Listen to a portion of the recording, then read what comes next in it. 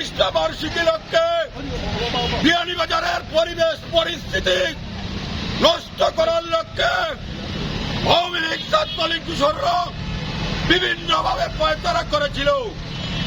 বাংলাদেশ জাতীয়তাবাদী দল, যুব দল, ছাত্র দল সবাই মিলে আজকে 3 দিন থেকে গলিতে গলিতে বিভিন্নভাবে ওদেরকে খোঁজাখুঁজি হচ্ছে।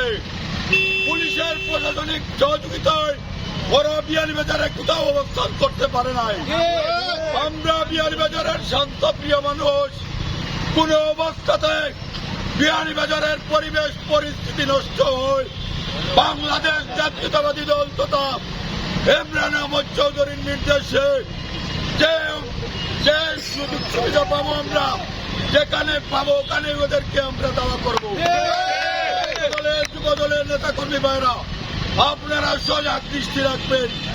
কোন অবস্থাতে বিয়ানীবাজার কোন বিশৃঙ্খলা করতে দেওয়া হবে না। আজকের এই তাৎক্ষণিক মিছিলে আপনারা সবাই এসেছেন, সবাইকে ধন্যবাদ জানিয়ে আমি আমার কথা এখানে শেষ করছি। এবারে বক্তব্য রাখবেন বাংলাদেশ জাতীয়তাবাদী দল সিলেট জেলা শাখার সহ পরিবেশক সম্পাদক জনাব সরওয়ার হোসেন।